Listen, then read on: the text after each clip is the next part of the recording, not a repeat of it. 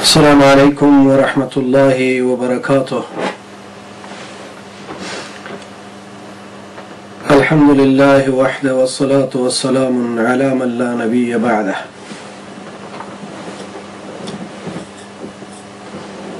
أما بعد فأعوذ بالله من الشيطان الرجيم. فلما ألقوا سحروا أعين الناس واسترهبوهم وجاءوا بسحر عظيم.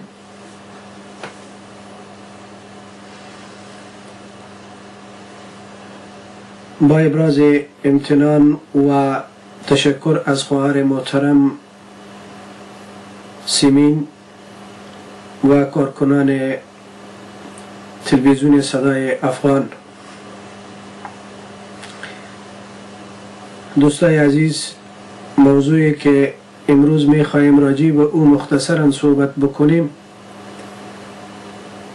او موضوع سحر و تعویض و تومار و همچو امثال عزیز. اولا یک موضوعی را میخواهیم که خدمت شما حضار و ارجمندان گرامی ارائه کنم، اضافه بر سخنهای خواهر ما سیمین جان است. حدیث نبی کریم صلی الله علیه و سلم است. مهربانی میکنه طوبى للعبد جعل الله مفتاحا للخير و مغلاقا للشر. جنت است و خوشی دنیا و آخرت و خوشبختی است برای کسی که جعل الله مفتاحا للخیر، که او الله کریم کلید خیر بسازه، و مغلاقا للشر، و بر شر قفل باشه، و ویل للعبد، تباهی باد برای او شخصی که جعل الله مفتاحا للشر، که کلید شر باشه و از طریق از او یا از طریق برنامه از او یا از طریق تلویزیون از او مسائل شر و ضد اسلام نشر میشه. رسول الله صلی الله علیه و سلم برای این چنین فرد و این چنین شخص دعای بد میکنه، دعای هلاکت برش میکنه. و زمانی که محمد صلی الله علیه و سلم برای کسی دعای هلاکت بکنه، پس او انسان هیچگاه کامیاب شدن نمیتونه، هر وقتی که باشه تباه میشه. و در یک حدیث دیگری که رسول الله صلی الله علیه و سلم مهربانی کرده میگه که یا عالم باش کن عالما، یا خو عالم باش یا متعلم باش، تعلیم و تعلم دین بکو، یا سامع باش گپ دین بشنو، یا در خدمت دین باش، اما پنجم نباشی، ولا تکن خامسا، پنجم نباشی که هلاک میشی. پس دوستای عزیز، توقع ما و ای امیدواریست از شما دوستا که ای تلویزیون و ای برنامه های اسلامی که امروز با کمک شما به پیش میره ایره دیگه هم تقویه بکنین. الله شما را جزای خیر بده. مسئله که راجع به جادوست، انشالله راجع به ایمه به تفصیل صحبت خواهی کرد، صحبت میکنم، اما بعضی از مسائلی که بسیار مهم است و اساسی است او را میخوایم خدمتتان ارائه بکنم. اکثر جاها این وهم و این اوهام برای مردم پیدا شده، کمی مریض میشه و صحت نداره، صحتمند نمی باشه، بس میگه بالای من جادو شده، کسی تعویض کرده، کسی هم از جمله دوستا بالای من چیزی را خورانده و من مشکل دارم، حال صحتم خوب نمیشه. دوستای عزیز، این موضوعات و این مسائل اکثرا میشنوین در خانه ها از وجه از این مشکلات پیدا شده، مصائب و مصیبت ها. قبل از اینکه به این موضوع برم، یک مسئله را خدمت شما عرض میکنم که همین خیالات و وهمیات این یک موضوع بسیار خطرناک است. یک موضوعی است که انسان از خندقهای بسیار بلند به پایین می اندازه. باز در او حالت عقل انسان کار نمیکنه، فکر انسان کار نمیکنه و تخیلات عجیب و غریبی به پیشش می آید. بچه های پوهنځی طب خصوصا امو مرده هایی که وارث نداره و میمانه، باز اینا بالای اونمو مرده های بی وارث و لاوارث عملیات جراحی خود انجام میتن. روزی بچه های پوهنځی طب مرده را دست میزنن و استاد تشریح میکنه و اینا هم استاد هستن، گاهی به یک جایش دست ببره و گاهی به جای دیگری و گاهی به جای دیگری. شخصی برش گفت دیگری از امو همصنفی هایش یا از امو هم کلاسایش که بدبخت دست نزن که این مرده در جانت نخیزه، این مرده در جانت نخیزه. این گفت که چی گپای زمان سابقه را میزنی؟ مرده هم از جایش میخیزه؟ آیا مرده هم چیزی میتونه؟ گفت خب صحیح است، وقتی که توی گپا میزنی در تاریکی شب به پیش مرده میتونی بیایی؟ گفت بله میایم. گفت شرط شد؟ گفت شرط شد. خب شرط بستن گرچه در اسلام نیست اما اینا بچه ها با هم شرط بستن. باز برش میگن که در تاریکی شب که چراغم روشن نکنی ما چطور بفهمیم که تو آمدی؟ یک دو دانه چاکلیت و یا یک چیز دیگری رو میتیم ایره در پیش دهنه امی مرده بگذار. گفت خب درست است. خود اون شخص قصه میکنه، میگه زمانی که اون چاکلیت ها را گرفتم و حرکت کردم، گفت در دلم یک گپ آمد که مبادا راستی امی مرده به جانم نخیزه.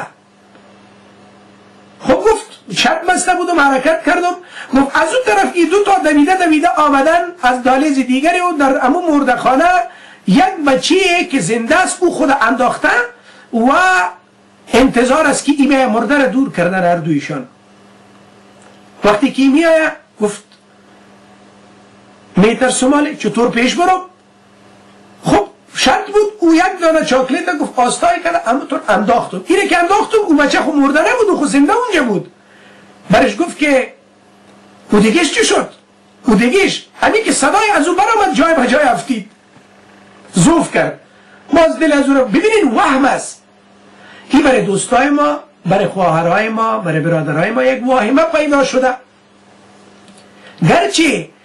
گرچه سحر است، ساحرین هستند، در قرآن و سنت ثابت است که سحر میشه، اما این بالای هر کس نیست. بسا اوقات در بعض اوقات بالای بعض مردم.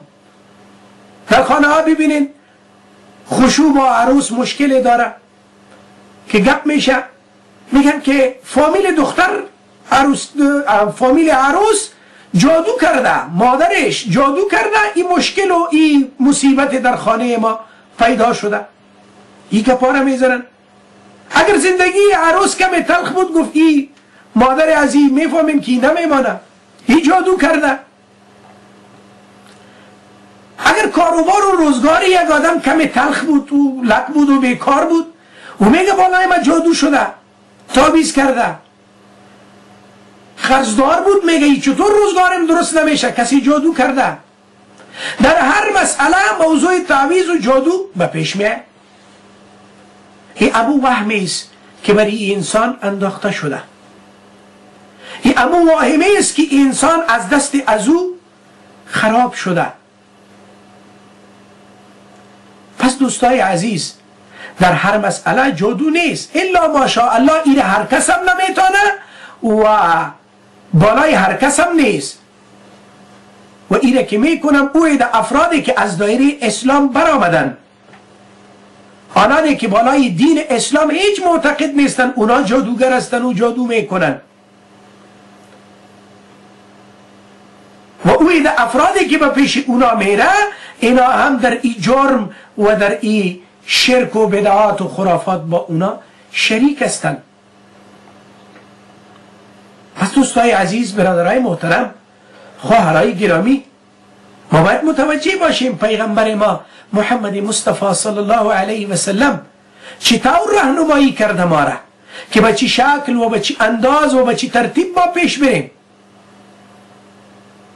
ما امو یک چیزی را که دیدیم با اونمو طرف امو توجه ما جلب میشه، دور میخوره، همیست که هر کار و هر مسئله مطابق از او با صورت میگیره. به طور مثال یک مثال دیگری هم میگم که خوب در ذهن شما یک گپ بشینه. شخص جرم کرده بود، شخص مجرم جرم کرد، افراد کشته بود، حکومت وقت سرش فیصله کرد گفت که این در مقابل قتلی که کرده باید قتل شود، چون مجرم است سیاستا باید اعدام شود. یکی از علما گفت ما میخوایم بالای ازی یک تجربه را اجرا بکنم. گفت چی تجربه؟ گفت شما متوجه باشین ببینین. آمد نشان میده دیگه کلان گذاشتگی است، در زیرش آتش، چوب خوب زیاد ماندگی و این آب جوش میخوره. برای این شخص مجرم میگه که آله ما بالای تو از اینمی دیگه که آبش در جوش است، در غلیان است، از اینمی یک سطل آب میگیرم و بالای سرت میاندازم. چرا تو جرم کردی؟ اینمی جزایت است. این انسان، این شخص، این فرد متوجه شد، اما تمام مسائلش، تمام فکرش دور خورد به این نقطه که آل بالای ما آب جوش انداخته میشه، پوستم پایین میرزه، اوله میکنم و به این مشکل آغشته میشم، میمرم. این چونین شد، رفت و آب سرد مرد گرفت و بالایش انداخت، چون او ذهنیتش این رقم درست شده بود که آل از وجه انداختنی این آب ما به این مشکل و به این مصیبت آغشته میشم، بدنم پوکانه شده و پوستم میرزه و میمرم. آب سرد انداخت، یعنی مقیمق کلان کلان پوکانه و پوستش ریخت.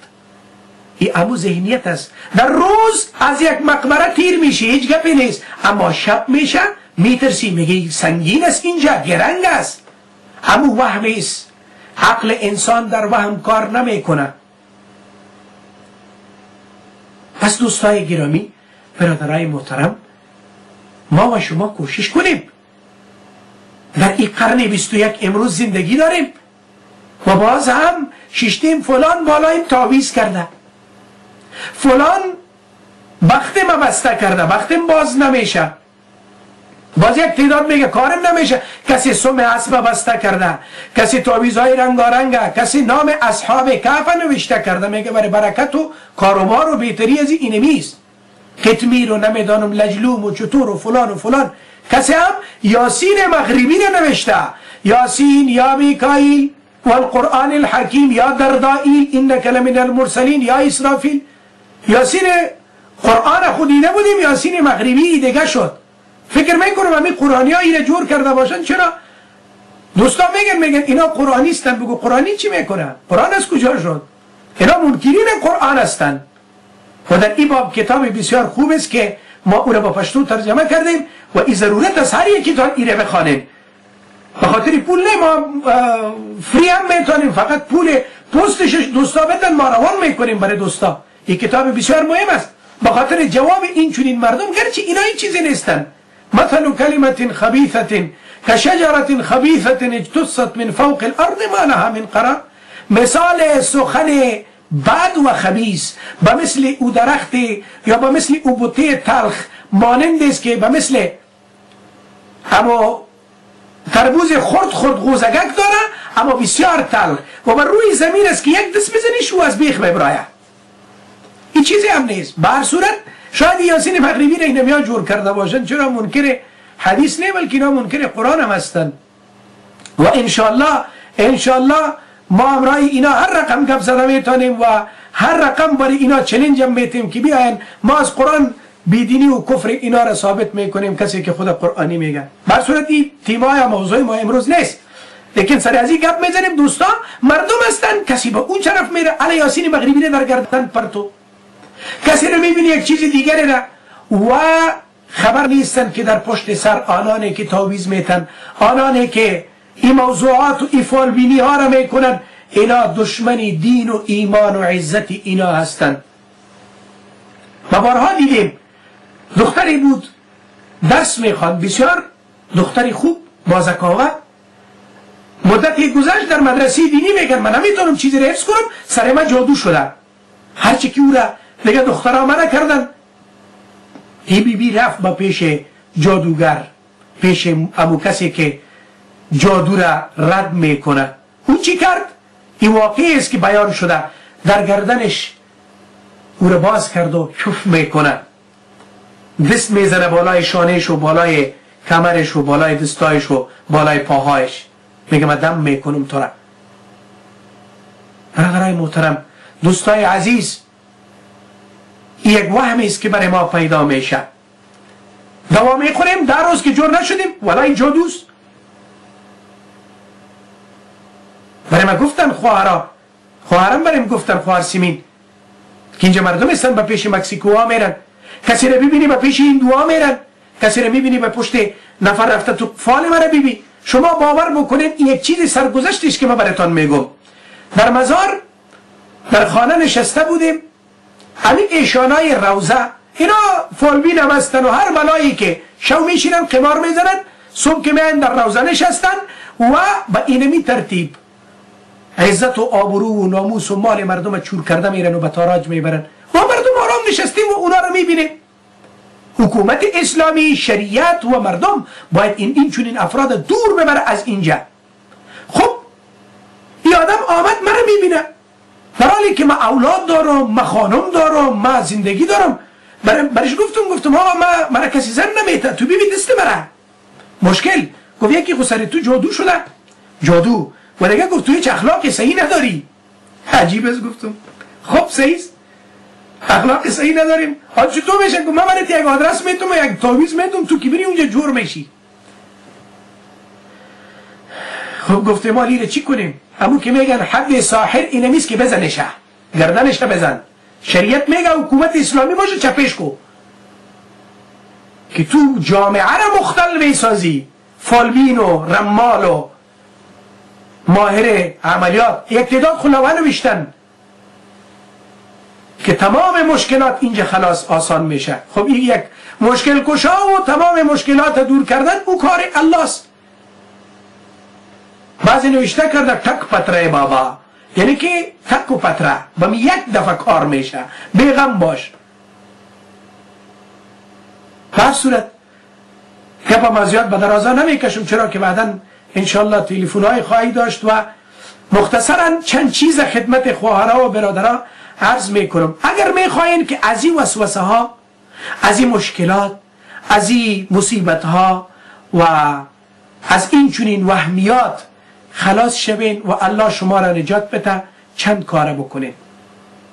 اولا او ایست که شما دعا کنین. این چنین حالات سرتان آمد، دعا کنین به الله کریم. اولین گپ است دعا.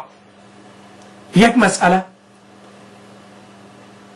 همیشه دعا کو، نماز بخوان، دعا کو، تضرع و زاری کو به درگاه رب الجلیل سبحانه و تعالی. دومش ایست که صبر بکو. مسئله صبر چرا؟ این یکی از شاخه ها و شعبه های عظیم ایمان است. مشکل، درد، مصیبت آمد، صبر کو. دعا با دعا صبر کردن، صبر باید کرد. این مسئله دوم. مسئله سوم، ابتدای سوره بقره و آخر سوره بقره را همیشه تلاوت کنین. میگن در خانه که سوره بقره تلاوت میشه در اونجا شیاطین آمده نمیتونه. چرا؟ این کارهای سحر و ساحری، جادو و جادوگری، این به طریق اینمی شیطانها و شیطان صفتها میشه. وقتی که استراحت میکنین آیت الکرسی را حتما بخوانین. آیت الکرسی شریفه حتما بخوانین. الله لا اله الا هو الحی القیوم تا به آخر. 3 سوره آخری را قل هو الله احد، قل اعوذ برب الفلق، قل اعوذ برب الناس. اسی سوره ها را جناب نبی کریم محمد مصطفی صلی الله علیه و سلم همیشه میخواندن. زمانی که استراحت میکرد آن جناب این میخواند و به دست خود میکرد و به تمام بدن خود جایی که دست میرسید او را میمالید، همون را مس میکرد، لمس میکرد تمام بدن خود بی. 3 بار این کار میکرد. سوره اخلاص قل هو الله احد، سوره قل اعوذ برب الفلق، سوره قل اعوذ برب الناس. ضرورت چیست که با پیش مکسیکوی ها و با پیش هندوها و با پیش فالبینا و با پیش ساحرها میرین؟ رسول الله صلی الله علیه وسلم برای ما وقایه را بیان کرده، وقایه از جن و از شیطان. چیست؟ پس وقتی که استراحت میکنی این 3 سوره را بخوان. این برات یک اکسیر اعظم است. این را بخوان 3 بار بر دستت شفکو و تمام بدنت بمال. دیگه ایز با ای کلمه که مشهور است به نام کلمه 4م میگن که این کلمه 4م است. کلمه که اشهد ان لا اله الا الله وحده لا شریک له و اشهد ان محمدا عبده و رسوله. این رو بخوان 10 بار شام 10 بار صبح، 10 بار شام و 10 بار صبح. رسول الله صلی الله علیه وسلم میگه بجز از مرض الموت یعنی مرگ، بجز از مرگ دیگه چیزی برای این انسان ضرر رسانده نمیتونه. ضرورت به کسی دیگری نماند. 3 بار شام و 3 بار صبح. این الفاظ بخوان که بسم الله الذي لا يضر مع اسمه شيء في الارض ولا في السماء وهو السمیع العلیم. بنام او ذاتی که، بنام او اللهی که، بنام او معبودی که با گرفتن نام او هیچ چیزی به انسان ضرر رسانده نمیتونه، نه از آسمان ها و نه از زمین. و او شنواست و عالم است. ابان رضی الله عنه راوی حدیث است. امی حدیث برای صحابه روایت میکنه فردای روز خودشا فلج میزنه، فلج میشنی بدنش. پس مردم آمدن بالایش خنده میکنه. ابان تو خو برای ما میگفتی خودت فلج شدی. گفت خنده نکنین، چیزی را که ما گفتیم او حق بود. رسول الله صلی الله علیه و سلم که گفته در او حق است، اما ما امشب این دعا را فراموش کردم از وجه از این تکلیف برم رسیده. با یقین کامل امی کلمات بخوانین بسم الله الذي لا يضر مع اسمه شيء في الارض ولا في السماء وهو السميع العليم. 3 بار صبح 3 بار شام. همچنان اعوذ بکلمات الله التامات من شر ما خلق. این الفاظ 3 بار صبح بخوان، 3 بار شام بخوان. کسی که این الفاظ میخوانه الله کریم جل تزمته بجز از مرض مرگ و دیگه چیز ای را مبتلا نمیسازه انشاءالله. و بخاطر رد اینمی جادو که برو بالفرض و تقدیر اگر جادو صورت گرفت بالای یک کسی، در قرآن کریم در هر آیه که کلمات سحر ذکر شده، مثلا در سوره یونس فلما القوا سحروا اعین الناس، بطور مثال واتبعوا ما تتلو الشياطين على ملك سليمان وما كفر سليمان. در این آیه میآید ولكن الشياطين كفروا يعلمون الناس السحر. امی کلمه سحر که در هر آیت آمده، کل این آیه ها را جمع بکنین و او را بخوانین و بالای کسی که مسحور است بالایش سحر شده شف کنین، انشاءالله الله او را شفا میده. همچنان سعد ابن ابی وقاص رضی الله عنه حدیث جناب نبی کریم صلی الله علیه و سلم روایت میکنه و میگه کسی که کسی که خصوصا خوشبخت هستند آنانی که در مدینه منوره زندگی میکنند، در دیار حبیب الله محمد رسول الله صلی الله علیه وسلم. میگن کسی که 7 دانه خرمای عجوه و در روایت دیگری میگن که کسی که 7 دانه خرمای مدینه را صبح و شام نوش جان بکنه، پس در این روز برای این انسان نه زهر اگر کسی داد ضرر رسانده میتونه و نه هم بالای او سحر کار میکنه. حدیث دیگر هم از در صحیح مسلم: من اکل 7 تمرات مما بین لابتیها حین یصبح لم یضره سم حتی یمسی. صبح خوردی میگن 7 دانه تمرات یا خرماها را، تا به شام باز بالای تو زهر و بالای تو جادو اثر نمیکنه. چی ضرورت است که به پیش جادوگر میریم؟ نبی کریم صلی الله علیه و سلم ما را منع میکنه رفتن به پیش جادوگر به خاطر ازی که جادوی ما را یا رد بکنه. ایمان است. محمد رسول الله صلی الله علیه و سلم منع کرده. جابر رضی الله تعالی عنه و میگه که از محمد رسول الله صلی الله علیه و سلم پرسیده شد، از آن جناب صلی الله علیه و سلم پرسیده شد که نشره چطور است؟ یعنی که جادو را باز کردن، به پیش جادوگر رفتن. گفت هی من عمل شیطان، یا از عمل شیطان است، این کار درست نیست. حدیثی دیگر است: من اتا عرافا، یک آدم رفت به پیش یک تاویزگر، جادوگر، یک کاهن، یک فالبین، فسأله عن شیء، و از او درباره یک چیزی پرسید. مالم گم شده، بالایم جادو شده، چطور میشه، فلان میشه. این گپا را زد. میگن اینمی رفتنش و پرسیدنش سبب ازی میشه که 40 روز نمازش قبول نشه، 40 روز نمازش قابل قبول نیست. انا لله و انا الیه راجعون. در حدیث دیگری من اتا کاهنا، پیش فالبین و پیش جادوگر رفتی و باز او گپیره که او میزنه او را تصدیق کردی، پس با او دین و با او کتابی که الله بالای محمد رسول الله نازل کرده میگن تو کفر کردی.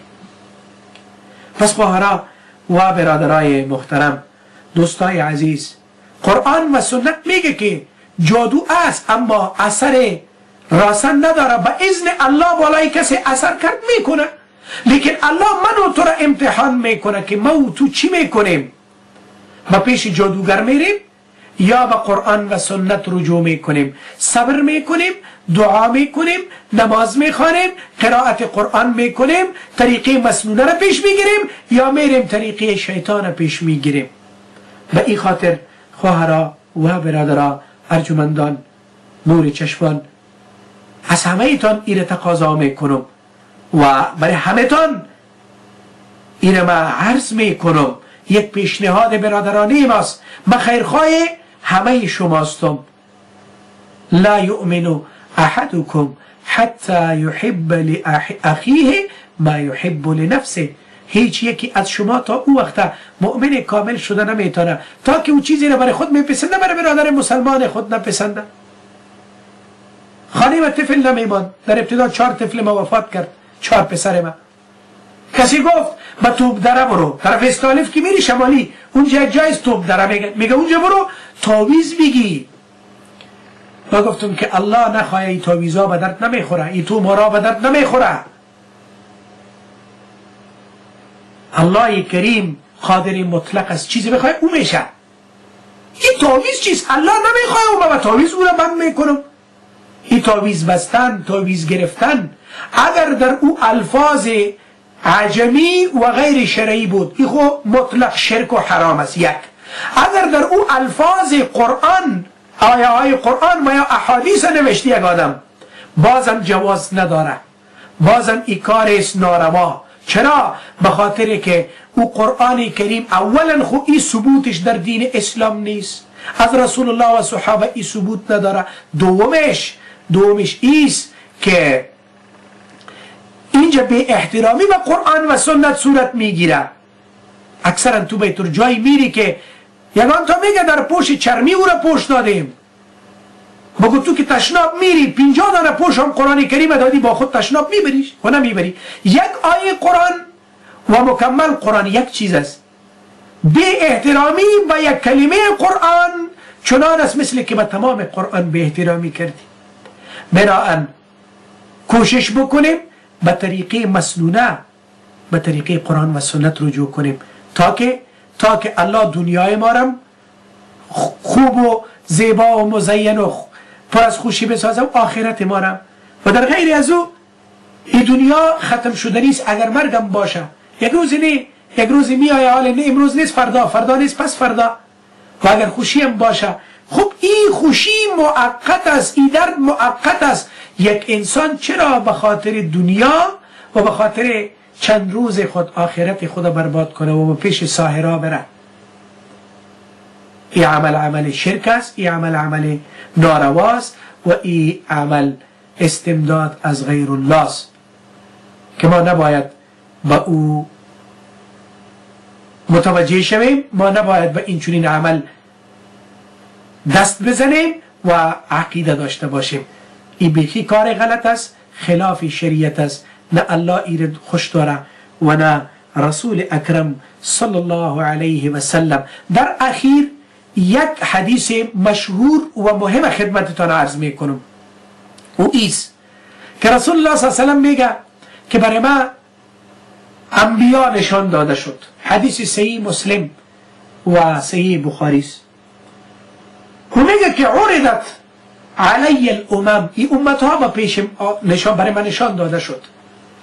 انبیا آمدن، کسی یک گروهی کلان با اوست، کسی با او 10 نفر است، کسی با او 3 نفر است، کسی با او 1 نفر است، کسی که هیچ کسی نداره. یک نگاه کردم میبینم دیگه طرف که یک گروهی بسیار کلان میه و پرسیدم که آیا این امت مسیح جبریل؟ گفت نه، این امت موسی علیه السلام است. اون طرف سیکو گفت اون طرف نگاه کردم که 3 چند از این مردم بودن.